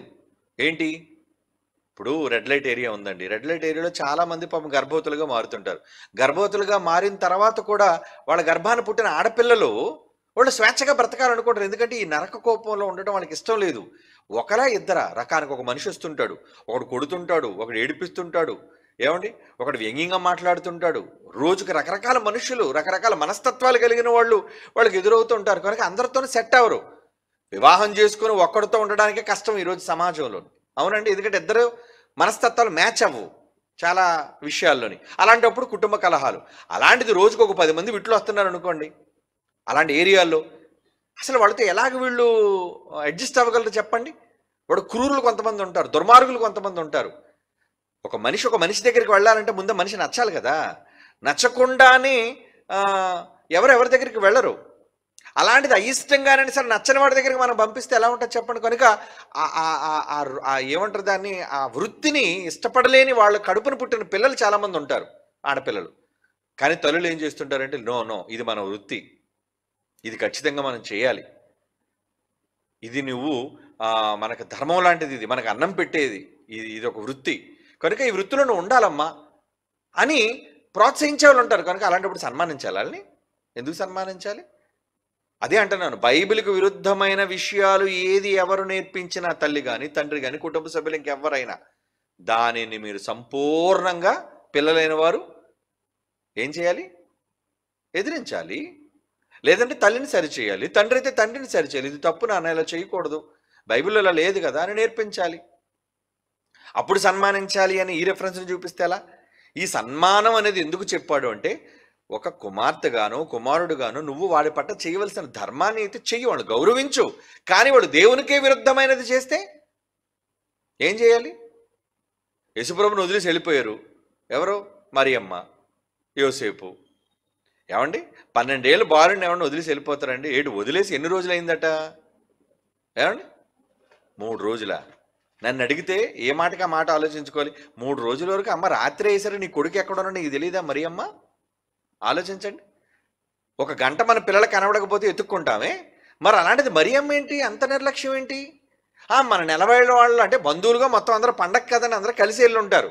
వెళ్ళేటప్పుడు ఈవిడ ఎటువంటి ధీమాతో ఉందంటే, వాళ్ళు ఏమనుకున్నారట పండగలో, ఎవరో మన బంధువులు ఉన్నారులే, మా చెల్లెళ్ళు ఉన్నారు, లేదంటే మా అన్నలు ఉన్నారు, లేదంటే మా మావయ్యాళ్ళు ఉన్నారు, వాళ్ళతో పాటు పిల్లలు ఉన్నారు కదా, వాళ్ళతో పాటు ఉండుంటాడులే, పడుకొని ఉంటాడులే, తినుంటాడులే అని అనుకున్నారట. ఆ పదం కూడా అక్కడ రాయబడింది చూడండి. ఎక్కడ? లూకాసు వార్త 2వ అధ్యాయం 44. లూకాసు వార్త 2వ అధ్యాయం 44. ఆయన తల్లిదండ్రులు ఆ సంగతి ఎరుగక సమూహములో ఉన్నాడు, ఎక్కడో జనం సమూహంలో ఉన్నాడంటే వాళ్ళతో పాటు ఉన్నాడని తలచి ఒక రోజు ప్రయాణం అయ్యారటండి. ఒక రోజు 1 డే. తమ బంధువులలోను నెలవైన వాళ్ళలోనూ ఆఫ్టర్ 1 డే వెతుకుతున్నారు వీళ్ళు. 3 రోజులు మర్చిపోయినది కాదు అక్కడ. ఏమండి మిగతా సువార్తల్లో ఏమైనా ఉందా ఈ సందర్భం? ఆయన కనబడనందున ఆయనను వెతుకుచు యెరూషలేమునకు తిరిగి మరలా వెనక్కి వచ్చారు వెతుక్కొని. అంటే ఒక రోజులోనే. ఈలో వెతుకుతున్నారు కానీ మొత్తాన్ని యెరూషలేము వచ్చి వెతుకుతుంటే 2 రోజులు అయిపోయింది. ఒక రోజులోనే వాళ్ళు చూసుకున్నారు. ఏమండి అంటే మరి అలాంటప్పుడు అంత నిర్లక్ష్యత ఎందుకు? పిల్లల పట్ల అంత నిర్లక్ష్య వైఖరి ఎందుకు? జాగ్రత్త ఉండాలి కదా పిల్లలంటే. అందులో ఒక దగ్గర బయటికి వెళ్ళినప్పుడు ఇంట్లో ఉన్నాం అనేసి అంటే పోనీ ఏదో వంటగదిలో ఉన్నా తలుపు గడపెట్టేసింది, పిల్లలు మర్చిపోయి ఉంటే ఏదో పర్వాలేదు, ఇంట్లోనే ఉన్నారు కాబట్టి 4 గోళ్ల మధ్య. ఒక బయటికి వెళ్ళేటప్పుడు పిల్లల విషయమే నువ్వు ఎలా అజాగ్రత్తగా ఉండగలవమ్మా? నువ్వు నెలవైన వాళ్ళలో బంధువుల్లో ఉన్నారని చెప్పి వెతకడం ఏంటి? ఉన్నారులే, ఉండుంటాడులే, వస్తుంటాడులే అని ఒకసారి క్రాస్ చెక్ చేసుకోవాలి కదా. ఏమంటే చూడండి ఉన్నాడో లేదో, ఏమంటే యోసేపు గారు ఒకసారి చూడండి మన బాబు యేసు ఉన్నాడో లేదో అని అనాలి కదా. అలా యోసేపు గారికి లేదు, ఏమండి మరియమ్మ గారికి లేదు. ఒక రోజు అయిపోయిన తర్వాత దిన ప్రయాణం సాగిపోయిన తర్వాత రాత్రి పడుకున్నప్పుడు లేదా భోజనం టైం వచ్చినప్పుడు మొత్తానికి అప్పుడు గుర్తొచ్చి ఏసేడు అని అడుగుతుంటే ఏసులేడు. అందరిలో ఎదుగుతున్నారు. మళ్ళీ వెనక్కి వచ్చారు. 2 రోజులు ఎందుకు కనబడలేదు. ఎందుకంటే మరి మహానుభావుడు ఈ 2 రాత్రులు ఎక్కడ పడుకున్నాడో, ఎక్కడ తిన్నాడో, ఏమండి అందుకని ఏం మాట్లాడాడు, ఏ అమ్మా ఇప్పుడు మీరు వచ్చారు తీరిగ్గా వెళ్ళిపోయిన తర్వాత, అందుకే నేను మీ పనుల మీద లేను, నేను నా పరలోకపు తండ్రి పనుల మీద ఉన్నాను. 12వ ఏట ఎంత జ్ఞానయుక్తమైన మాట అండి. ఒక విధంగా తల్లిదండ్రులకు షార్టా కాదా ఆ మాట, ఏమండి ఇలాంటి దెబ్బ కాదు, అది కొట్టిన దెబ్బ. ఏమండి నేను నా తండ్రి పనుల మీద ఉండాలని మీకు తెలియదా?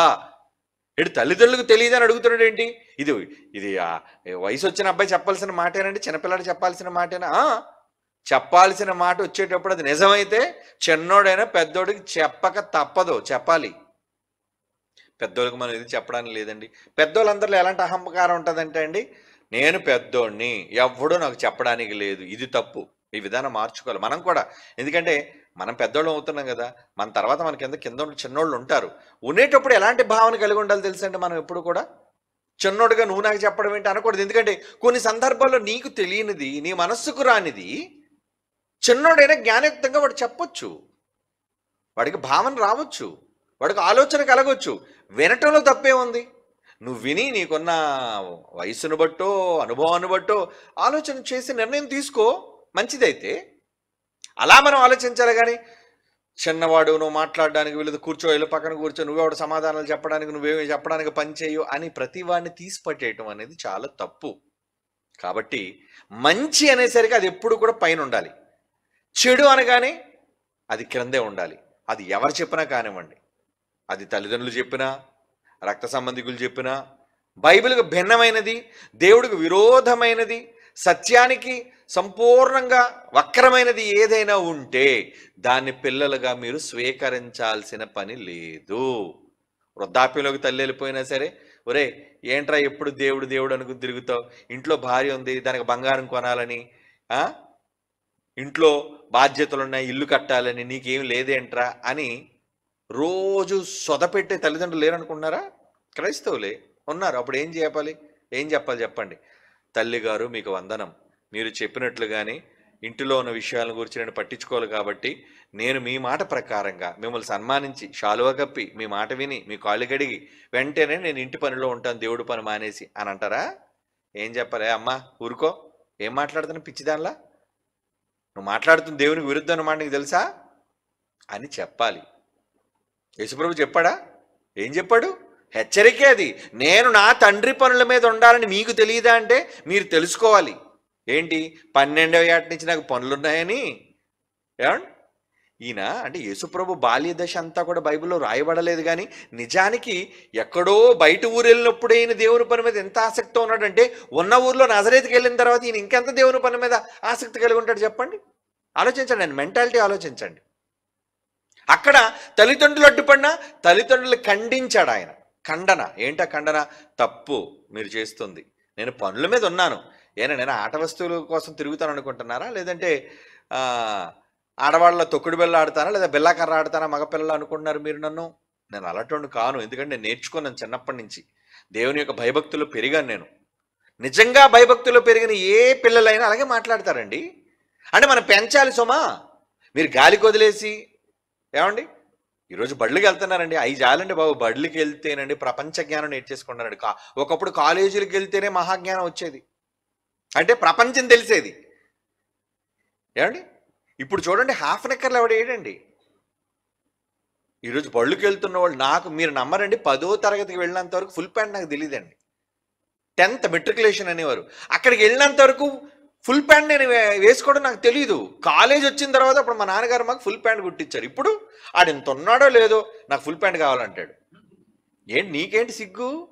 ఏమండి అంటే చెడిపోయి ప్రపంచం ఎలా చెడిపోయింది? మనం చెప్పాను కదా, 7వ తరగతిలో ఉన్న కుర్రోడు 6వ తరగతి బడిలో చదువుకుని అమ్మాయిని రేప్ చేశారట. అంటే అసలు రేప్ చేయడానికి వాడికి ఏం జ్ఞానం ఉంది? 7వ తరగతి కుర్రోడు ఏమండి 6వ తరగతి తన క్లాస్మేట్ని రేప్ చేశాడు బడిలో అంటే అక్కడికి వెళ్ళిన తర్వాత వాడికి ఎలాంటి ఆలోచనలు ఉన్నాయి? మనం అనుకుంటాం బడిలోకి వెళ్ళిన తర్వాత ఆడికి ఏమీ తెలియదండి. తల్లులు ఎలా మాట్లాడతారు, తండ్రులు కానీ వాళ్ళ పిల్లల కోసం ఎవరిని అడగండి. అబ్బా, ప్రపంచంలో అవార్డు ఇచ్చేస్తే ముందు వాళ్ళ పిల్లలకి అవార్డు ఇచ్చినట్లు మాట్లాడతారు అందరు తల్లిదండ్రులు. ఎవరైనా మీరు కూడా అలాంటి వాళ్ళు ఉంటారు అందులో ఖచ్చితంగా. ఏం మాట్లాడతారు మీరు? మా అబ్బాయి అలాంటోడు కాదండి, మా అమ్మాయి అలాంటిది కాదు. ముందు ఎవరినో అనే ముందు మీ అబ్బాయి ఎలాంటోడు, మీ అమ్మాయి ఎలాంటిదో తెలుసుకో ముందు. అంతేగాని నేరం ఎదుటి వాళ్ళ మీద నెట్టేయడం అనేది ఆదాం నుంచి మనకు వస్తున్న పారంపర్యాచారం. అది మనకి నేరం ఎవరి మీద నెట్టేస్తాం? ముందు దేవుడి మీద నెట్టేసాం కదా, ఆదాం మన ఆది తండ్రి. ఆ గుణం, ఆ డిఎన్ఏ ఎక్కడికి పోద్ది? మన జబ్బు మన ఒంట్లో ఉంటుంది. కాబట్టి ఏదైనా తప్పు జరిగింది అనుకోండి, ముందు ఎవరినంట కదా, తప్పు అంతా వాళ్ళదే. ఎదుటి వాళ్ళ వైపు తప్పు చూపించే మన భావం ఎలాంటిదంటే, మన వాళ్ళందరూ మంచోళ్ళండి, మేమంతా చాలా మంచోళ్ళండి, మా పిల్లల్లో ఏ తప్పు లేదండి, అంత ఎదుటోళ్ళైనా తప్పు ఉందండి. నో, ముందు నువ్వు నీ వాళ్ళని మందలించుకో, నీ వాళ్ళని చెప్పుకో. కాబట్టి పిల్లల విషయానికి వచ్చేసరికి తల్లిదండ్రులు చేసే పొరపాట్లు ఏంటంటే, బడికి వెళ్తారు గారండి, చాలా మంచోళ్ళండి పిల్లలు. కోర్స్ నీ పిల్లలు మంచోళ్ళే కావచ్చు, నువ్వు చెడు ఏమీ నేర్పించవు. నువ్వు చిన్నప్పటి నుంచి భయం, బైబిల్, భక్తి, ప్రార్థన ఇవన్నీ నేర్పిస్తావు. కానీ అక్కడికి వెళ్ళిన తర్వాత నీ దగ్గర ఉండేది ఎంతకాలం ఉంటారు? సాయంత్రం 5 గంటలకు ఇంటి బడి నుంచి వస్తారు అనుకుందాం, అవునా? 5 గంటల నుంచి ఎన్ని గంటల వరకు ఉంటారు? పోనీ రాత్రి 8, పోనీ 9 అనుకుందాం. అంటే 6, 7, 8, 9, 4 గంటలు నీతో ఉంటున్నారు. మళ్ళీ ఉదయాన్నే మిగతా గంటలన్నీ పడుకుంటారు కదా, 8 గంటలు 10 గంటలు పడుకుంటారు, ఉదయం లేస్తారు, బడికి వెళ్ళిపోతారు. బడిలో ఎన్ని గంటలు ఉంటున్నారు? ఉదయం 9 గంటల నుంచి సాయంత్రం 5 గంటలు. అంటే ఎంత? 9 నుంచి 3 6 గంటలు. ఏమండి, 8 గంటలు బడిలో ఉంటున్నారు. నీతో ఉన్నది 4 గంటలు, బడిలో ఉన్నది 8 గంటలు. మరి ఎక్కువ ఎక్కడ నేర్చుకుంటున్నారు అనుకుంటున్నా వాళ్ళు? ఏమండి, ఈసారి మీ 3వ తరగతికి 4వ తరగతికి వెళ్ళే పిల్లలందరినీ మీరు చెక్ చేయండి. మీ దగ్గర వాళ్ళు ఓవర్ యాక్టింగ్ చేస్తారంటే ఏమీ తెలియలేనట్టుగా అమాయకంగా నటిస్తుంటారు. వాళ్ళంతా మహాముదురులు అయిపోయారు ఎప్పుడో. ఎందుకంటే నీ పిల్లడు అమాయకంగానే వెళ్తాడు బడికి, వాడికి ఏం తెలీదు. కానీ అక్కడికి వచ్చిన వాళ్ళు చాలా ముదురులు ఉన్నారు. ఏంటి అదేంటనుకున్నారు? బడి అనగానే మొత్తం ఈ చెడిపోయిన సమాజంలోని కుళ్ళిపోయిన పళ్ళన్నీ అక్కడికి వచ్చి కూర్చుంటాయి. కళాశాల అయినా బడైనా, నిజంగా చెప్తున్నానండి, ఏ బడైనా ఏ కళాశాల అయినా, ఇక విశ్వవిద్యాలయం చెప్పనవసరం లేదు. అక్కడ అప్పటికే మొత్తం అన్నీ ఏమంటే అన్నిటిలోనే ఆరితేరిపోయి ఉంటారు. అప్పటికి కాలేజీలకు వచ్చినప్పుడు ఆరితేరిపోతున్నారులేండి. ఇంకా బడుల సంగతి ఏముంది? అక్కడికి వెళ్ళిన తర్వాత బడుల్లో వాళ్ళ మధ్య ఇంటరాక్షన్, వాళ్ళు మాట్లాడుకునే మాటలు, నీ పిల్లాడికి నీ పిల్లకి ఏం తెలియదు, అమాయకంగానే వెళ్ళింది. కానీ అక్కడ వచ్చిందే మరొకరిది, అదంతా ప్రపంచాన్ని చదివేసింది. ఎందుకంటే దానికి ఫ్రీడమ్, దాని ఇంట్లో తల్లిదండ్రులు మొబైల్ ఇచ్చేశారు. ఏమంటే దానికి స్వేచ్ఛ ఉంది కాబట్టి అన్ని వాడు తెలుసుకున్నాడు, అన్నీ తెలుసుకుంది. ఏం చేస్తుంది? వచ్చి ముచ్చటిస్తుంది. ఎవరితో? ఫ్రెండ్, స్నేహితురాలతో, స్నేహితుడితో. ఇవే మాట్లాడుకుంటారు వాళ్ళు. మీరు పెద్దవాళ్ళు కాబట్టి వాళ్ళ సంభాషణలో మీరు ఉండరు కాబట్టి మీరు అనుకుంటారు పిల్లలు కదండి, హాలు ఏమిటారండి. ఏంటి చిన్నప్పటి నుంచి మనం ఎంత ముదిరిపోయిన వాళ్ళం అంటే, ఏ ఆట ఆడేవారు చిన్నప్పుడు? అందరికీ తెలిసిన ఆట అమ్మా నాన్న ఆటే ఆడేవారు. మీకు తెలుసా? చిన్నప్పటి నుంచి వీళ్ళు అమ్మా నాన్న ఆట ఆడడం ఏంటి అంటే, ఆడపిల్ల ఏమో అమ్మలాగా వేషం వేసుకోవడం, మగపిల్లడేమో నాన్నలా వేషం వేయటం. అంటే తప్పులేమో చేస్తారని కాదు, అక్కడ ఏదో నాన్న రావటం, ఉండవా లేదని చెప్పడం, ఈవిడేమో దానికి ముసు నవ్వులతో సిగ్గుపడిపోయి వండుతున్నానండి అని చెప్పడం. ఏమండి, వాళ్ళు కొన్ని గిన్నెలతోని, అమ్మ గిన్నెలు తీయ అంటే మీరు ఆడుకోవడానికి అన్ని గిన్నెలు కొనేస్తారు కదండి. కానీ వీళ్ళు ఏం చేస్తున్నారు? మేడ మీదకి వెళ్ళి బయటికి వెళ్ళి ఏం చేస్తున్నారు? అమ్మా నాన్న ఆట ఆడుతున్నారు. అంటే మరి అమ్మా నాన్న ఏం చేస్తారు? మా నాన్న మా అమ్మకు ముద్దు పెడుతున్నాడండి, అయితే నేను కూడా నీకు ముద్దు పెట్టాలన్నమాట. ఏమండి, అయిపోయిన తర్వాత వండుకున్న తర్వాత మరి ఇద్దరు పక్క పక్కనే కదా పడుకుంటారు, వీళ్ళు పక్క పక్కనే పడుకుంటారు. అది ఆటలో ఒక భాగం. ఇది తెలిసిన వాళ్ళు, అంటే అంతవరకే పిల్లలు చూసిన వాళ్ళు మాత్రమే అంతవరకు ఆడుతారు. ఇంకా ఎక్స్ట్రా అయిపోయి పిల్లలు ఉంటారండి. ఎందుకంటే మీరు అనుకుంటారు మీ పిల్లలు పడుకోరండి, వాళ్ళు ఏం పడుకోరండి, పడుకున్నట్టుగా నటిస్తారు. కానీ మొత్తం అంతా అబ్జర్వ్ చేస్తుంటారు. మా నాన్న ఏం చేస్తున్నాడు, మా అమ్మ ఏం చేస్తుంది. చాలా జాగ్రత్తగా ఉండాలి పిల్లల దగ్గర. చెప్తున్నాను, పెద్దోళ్ళతో, పెళ్ళైన ప్రతి ఒక్కరితోనూ చెబుతున్నాను, అన్నీ గమనిస్తున్నారు. ఒకవేళ మీరెంత రహస్యంగా ఉన్నా ఈరోజు టీవీలు, మీడియాలు ఇవన్నీ వచ్చేసి ఏం చేస్తున్నాయి? టోటల్గా ఫుల్గా ఓపెన్ చేసి క్లియర్గా చెప్పేస్తున్నాయి అన్ని నెలకి. ఏంటి? ఏమండి, ఇక నేను చెప్పనవసరం లేదు, అన్నీ వాళ్ళకి తెలుసు. టీవీయే పెద్ద పాఠశాలకి. ఇంకా అందులో చూసి ఏం చేస్తారు? ఖచ్చితంగా ఆడుతారు ఆటలని. కాబట్టి ఇటువంటి భయంకరమైన విపత్కర పరిస్థితులు సమాజంలో ఉన్నప్పుడు ముందు ఎవరిని గద్దించాలి? పిల్లల్ని గద్దించాలి. అలా వాళ్ళు చెడిపోవడానికి కారణం ఎవరు? అక్కడికి వచ్చినవన్నీ కుళ్ళిపోయిన మామిడికాయలు. నీ మంచి మామిడిపండుని తీసుకెళ్ళి ఎక్కడ పెట్టావు? ఏమండి, కుళ్ళిపోయిన మామిడిపళ్ళ మధ్యన ఈ మంచి మామిడిపండు పెడితే ఏమవుతుంది చెప్పండి? అది కూడా కుళ్ళిపోద్ది. అలా జరుగుతుంది ఈరోజు సమాజంలో. ఎందుకంటే నువ్వు సంస్కారవంతంగానే ఉన్నావు, నువ్వు దేవుని భయభక్తుల్లోనే ఉన్నావు, కానీ బడికి వస్తున్న వాళ్ళు ఎవడిలోనూ దేవుడు భయం లేదు, దేవుని జాగ్రత్త లేదు, తల్లిదండ్రులకు పిల్లల దగ్గర నడుచుకునే విధానము లేదు. నిజమండి. ఈరోజు మరి పాశ్చాత్య సంస్కృతి ఎంత నీచంగా దిగజారిపోయిందంటే, అయ్యో పిల్లడు ఉన్నాడు కదా, ఇక్కడ మనం ఎంత లిమిట్గా ఉండాలి, మనం ఎంతగా మాట్లాడుకోవాలి, ఏమండి ఇవి ఉండదండి. ప్రతి దానికి ఓవర్ వాళ్ళంతా కూడా. చిన్నప్పటి నుంచి పిల్లలన్నీ తల్లిదండ్రులు చూస్తుంటారు, వాళ్ళు చేస్తున్న ప్రతి నీచమైన కార్యక్రమాన్ని వీళ్ళు కళ్ళతో చూస్తుంటారు.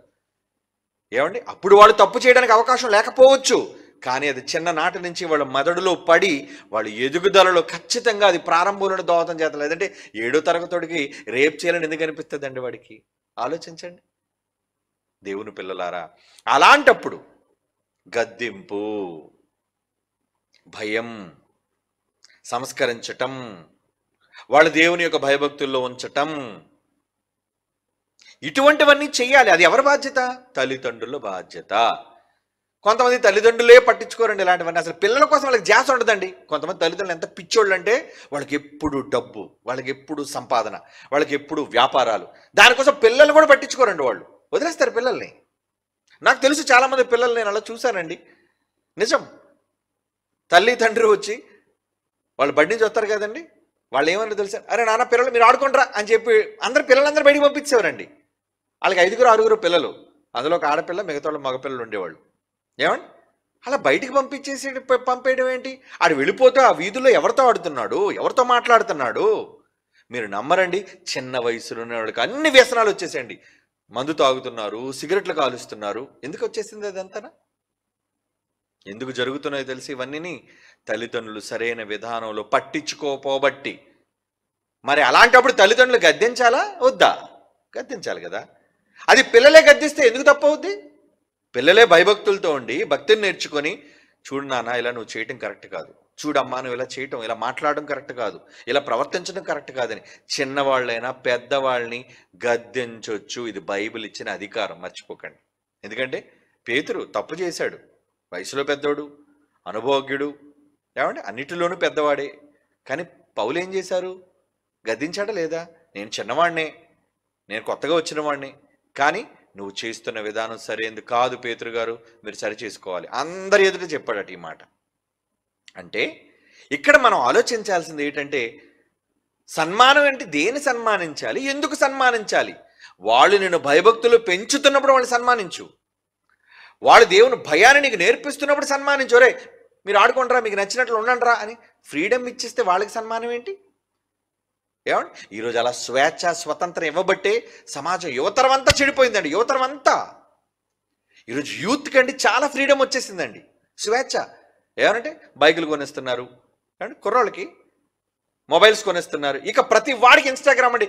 ఇన్స్టాగ్రామ్ లేనోడు లేడండి. ఇటు ప్రతి వాడికి ఒక ఫేస్బుక్, ప్రతి వాడికి ఒక ఇన్స్టాగ్రామ్. మీరు నమ్మరండి, ఈ రోజుకి నాకు ఇన్స్టాగ్రామ్ లేదు, ఫేస్బుక్ లేదు, ఏమీ లేదండి. ఎవరన్నా పేరు మీద ఓపెన్ చేసుకోవచ్చు, కానీ నాకైతే యథార్థంగా చెప్తున్నాను, ఏది నేను మెయింటైన్ చేయను. అందుకే సోషల్ మీడియాలో ఎప్పుడు నేను కనబడను, నేను ఎప్పుడు ఉండను. కానీ ఈరోజు బడికి వెళ్తున్న పిల్లలు కూడా ఈరోజు వాళ్ళ ఇన్స్టాగ్రామ్ ఫాలోవర్స్ అంటే మీరు నమ్ముతారా? చెక్ చేయండి. మీ పిల్లల మొఖాలు లేకపోయినా వాళ్ళు మీకన్నా ముదురులాలు ముందు తేరిపోయి ఏం చేస్తారంటే వాళ్ళ మొఖాలు పెట్టరు, దొంగ మొఖాలు ఏవో పెడతారు వాళ్ళు. ఏమండి ఈ మధ్యకాలంలో ఎలా జరిగిందంటే అంటే బయటపడుతున్న విషయాలను బట్టి ఎదుటి వాళ్ళతో ఎలా చాటింగ్ చేయాలి, వాట్సాప్ అయితే అందరికి తెలిసిపోద్ది, మిగతా విషయాలు అయితే కొంతమంది అందరికి జనరల్గా తెలిసిపోద్దని. కొంతమంది ఎలా ఎందులో చాటింగ్ చేస్తారని తెలుసా అండి? ఫోన్పేలో చాటింగ్ చేస్తున్నారటండి. అంటే ఫోన్పేలో కూడా చాటింగ్ చదువుతుందండి. నాకు అప్పుడు అర్థమైంది ఆ న్యూస్ చూస్తున్నప్పుడు. ఆహా ఫోన్పేలో ఎవరు తెలియదు. అదే కానీ మిగతా వాళ్ళు అనుకోండి వాట్సాప్ ఓపెన్ చేసుకున్నాడు పిల్లలు, ఆన్లైన్లో 12 గంటలకి ఇతను ఏం చేస్తున్నాడు, ఈవిడేం చేస్తుంది అంటే పిల్లల చేతిలో ఉందన్నమాట. ఇది ఆన్లైన్లో ఉన్నట్టు తెలిసిపోదు కనుక ఏం చేయాలి? ఇప్పుడు నేను చెప్పాను కూడా ఫోన్పేలు కానీ ఓపెన్ చేయగలను, అందుకే చెక్ చేసుకోండి జాగ్రత్త. అంటే ఇది ఎవరికి తెలియదు కనుక ఏం చేయొచ్చు? ఫోన్పేలో చాటింగ్. ఇది ఎవరికి ఆన్లైన్లో ఉన్నట్టు తెలియదు. ఏమండి సమాచారం వెళ్ళిపోతుంటుంది. అంటే ఎంత తెలివి మీరిపోయాడు, ముదిరిపోయిందండి సమాజం. నన్ను అడిగితే వీళ్ళకి ఏం చేయాలి? శుభ్రంగా బెత్తంతో చావగొట్టేయటమే అంతే. దేవుడు ఏం చెప్పాడు? వీళ్ళు బెండ్ చేయాలంటే ఏం చేయాలి? బెండ్ తీసేయమన్నాడు. అవునా? దేని వాడమన్నాడు? బెత్తం. వాడు బెత్తం పర్వాలేదు, ఆడు చచ్చిపోనడు కోరుకోద్దు అంతే. చచ్చిపోయినంతవరకు తీసుకెళ్ళి చెత్తగొట్టేమన్నాడు. ప్రాణం ఒకటి తీయొద్దు, మిగతా మాత్రం ఏసై బ్యాండ్ అన్నాడు. అంటే ఇలాంటివి ఎందుకంటే సమాజం ట్రెండ్ ఇది. ఈరోజు ప్రపంచంలో ఎలా ఉందంటే ప్రపంచ పరిస్థితులు ఎంత దారుణంగా, మాధ్యమాలు అంటారు దీన్ని, ఈరోజు ఈ సామాజిక మాధ్యమాలు పనికిరాని సోషల్ మీడియా. ఎవరికి కావాలండి ఈ పనికిమాలిన సోషల్ మీడియా? 4 రాళ్ళు సంపాదించుకొని నీకున్న దరిద్రం అంతా కూడా సమాజంలో ఉన్న 10 మందికి రుద్దడానికి తప్ప దేనికి ఉపయోగపడుతుంది చెప్పండి ఈరోజు ఉన్న సోషల్ మీడియా? ఈరోజు అది పిల్లల చేతిలో ఒక ఆట వస్తువు అయిపోయింది.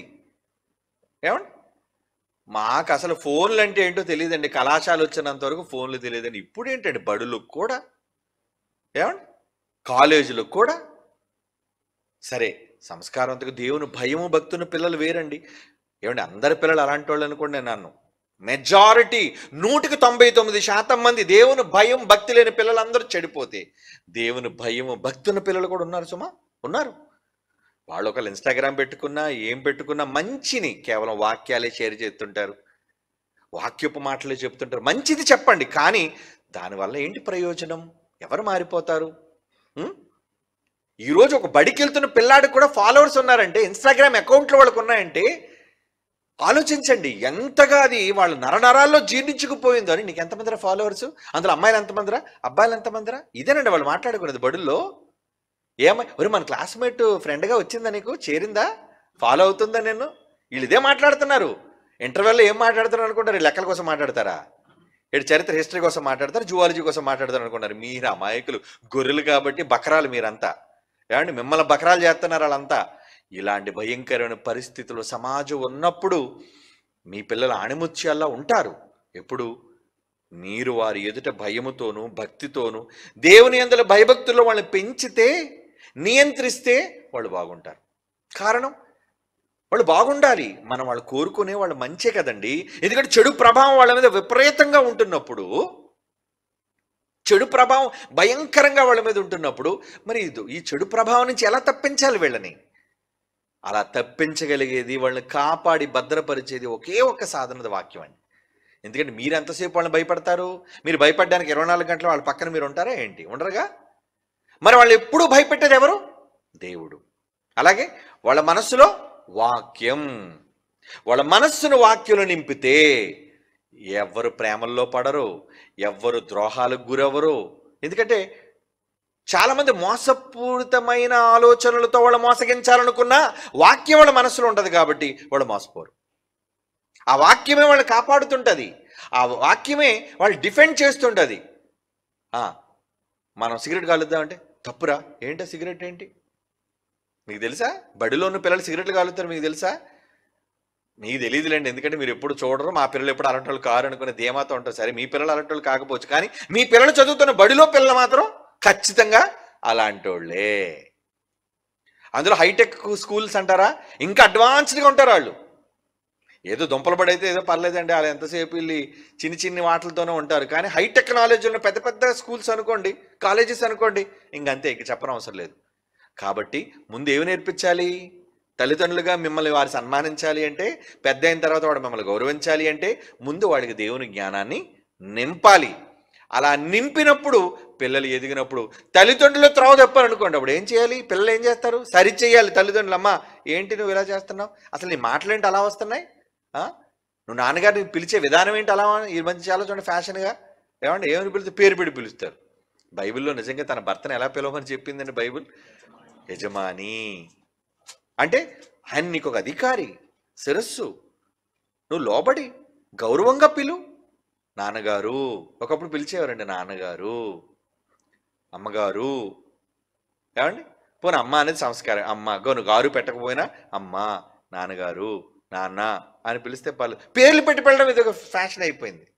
ఏమండి, ఏమై సుబ్బరాజు అంటే సుబ్బరాజు అంటే సుబ్బరాజు ఎవరు? మీ నాన్నరా? మీ నాన్న సుబ్బరాజు అని పేరు పెట్టి పిలుస్తావేంటి?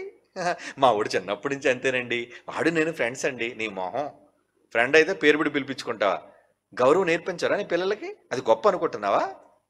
ఆ తర్వాత కొంచెం పెద్ద అంతా ఒరే అని యాడ్ చేస్తారు, ఒరే సుబ్బరాజు అని పిలుస్తారు. తర్వాత నేను ఇప్పటికే పిల్లలు చాలామంది ఇంట్లో ఏమే అని పిల్లరండి, తల్లిని ఏమే అమ్మా అంటారు. ఏమే అంటారా? పడేలు మనం కొట్టాలండి. ఏమే కాదు, ఏమేంటి? నీ భర్త మీ నాన్న పిలిచాడంటే అర్థమైంది మీ అమ్మని ఏమే అని. అవునా? నువ్వెవడరా బుడింగి లిల్లి పుట్లకి ఎంత ఉన్నావు? నువ్వేమో ఏమే అని మీ అమ్మని అంటావేంటి? మా ఊర్లో అంతేనండి. తగలబెట్టమని ఊరిని. ఏమండి ఆ ఊర్లో అంతే అంటే రెడ్ లైట్ ఏరియాలో ఇంతేనండి అంటే తీసుకెళ్ళి అక్కడ ఉండు, కాపురం పెట్టి అయితే పారిపో అక్కడి నుంచి. ఏమండి రెడ్ లైట్ ఏరియాలో ఎంతేనండి, ఆడపిల్ల కనబడితే అడుగుతారండి, తీసుకెళ్ళిపోతారండి, నువ్వు అక్కడ ఉంటావా, ఇల్లు అదిగి తీసుకుంటావా? మరి అలాంటి ఊర్లో ఎందుకు ఉండడం మీరు? సమాజం మిమ్మల్ని చెడగొడుతుంది అన్నప్పుడు సొదొమ గుమరలు ఉంటారా? ఏమవ్వాలి చెప్పండి? వెంటనే ఇల్లు ఖాళీ చేసే, మారిపో ఎక్కడి నుంచి, ఎక్కడికి వెళ్ళిపోయా, అడవిలో ఉన్నా పర్లేదు, లేదంటే పల్లెటూరులో వెళ్ళిపోయి చెట్టు కింద ఉన్నా పర్వాలేదు. ఏమండి కనుక ఇలాంటి భయంకరమైన పరిస్థితుల మధ్య మనం ఉండకూడదు, కాపురాలు చేయకూడదు. ఉంటే ఖచ్చితంగా ఇవన్నీ మనం నేర్చుకుంటామని భయం మీకు ఉండాలి. తర్వాత మీ పిల్లలకు నేర్పించాలి. కొంతమంది తల్లిదండ్రులు లేకుండా పిల్లలే ముందు అడ్వాన్స్డ్గా దేవుని భయంలోని జ్ఞానంలో పెరిగి తల్లిదండ్రులను సరిచేసే పిల్లలు. యేసుప్రభు సరిచేశాడా? ఎలా సరిచేశాడు? చిన్నప్పుడు సరిచేశాడు. పెద్ద అయిన తర్వాత ఏమన్నాడు? ఏమ్మా ప్రసంగం వినడానికి వచ్చావా? ప్రసంగం వినడానికి వస్తే ముందే నువ్వు కూర్చోవాలి. ప్రసంగం మధ్యలో వచ్చి ఎవడన్నా కబురు పెట్టాడు ఏంటి, ఏమని, మీ అమ్మగారు మీ సోదరులు వచ్చారు మిమ్మల్ని చూడడానికంటే, ఎవరన్నా తల్లి వెళ్ళు అన్నాడు. అంటే అక్కడ గౌరవించాడా? యేసుప్రభు సన్మానించలేదండి తల్లిని అంటారా? సన్మానం అంటే అక్కడ ఏంటి అర్థం? నువ్వు దేవుని సన్మానించిన వాళ్ళని సన్మానించు, దేవునికి పెద్దపీట వేసిన వాళ్ళని గౌరవించిన వాళ్ళని గౌరవించు. దేవునికే గౌరవమే. తల్లి అయితే ఏంటి? దేవుడి ముందు గౌరవం నేర్చుకో, దేవుని యందు భయభక్తులు కలిగి ఉండడం నేర్చుకో అని పిల్లలైన తల్లిదండ్రులు సరిదిద్దే పరిస్థితిలోనికి మనం తీసుకొని రావాలి. కనుక నన్ను ఎవరిని సన్మానించాలి ఇప్పుడు నీకు అర్థమైందా? బాగా అర్థమైంది అనుకుంటాను. ఓకే, మిగిలిన ప్రశ్నలు చాలా, అంటే మీటింగ్స్ వల్ల చాలా ప్రశ్నలు ఉండిపోయండి. ఈ ప్రశ్నలన్నీ కూడా నెక్స్ట్ సాటర్డే మనం మాట్లాడుకుందాం. ఓకే, టైం అయింది. కళ్ళు మూసుకొని ప్రార్థన చేసుకుందాం. పరిశుద్ధుడైన తండ్రి దేవా, దుష్టత్వంలోకి మరలిపోతున్న ఈ మానవ సమాజాన్ని తండ్రి కాపాడటంలో మమ్మల్ని కాపాడండి, మా పిల్లల్ని కాపాడండి, మా కుటుంబాలను కాపాడండి. ఈ మాటలు ఎంతమంది అయితే విన్నారో వారిని వారి కుటుంబాలను కాపాడుకునే జ్ఞానాన్ని వాళ్ళకి ప్రసాదించండి దేవా. దుష్ట తరంలో, దుష్ట సమాజంలో మేము దుష్టులుగా మారిపోకుండా, అపవాది యొక్క ఛాయలు మా మీద, మా పిల్లల మీద, కుటుంబాల మీద పడకుండా మేము ఎల్లప్పుడూ మీ వాక్యం ద్వారా సంరక్షింపబడి మీ జ్ఞానములోను, మీ వాక్యములోను, మీ పనులలోనూ మేమంతా ముందుకు వెళ్ళే భాగ్యాన్ని కల్పించవలసిందిగా ప్రార్థిస్తూ క్రీస్తు యేసు వారి పరిశుద్ధమైన నామములో ఈ ప్రార్థన వేడుకొనుచున్నాము తండ్రి. ఆమేన్.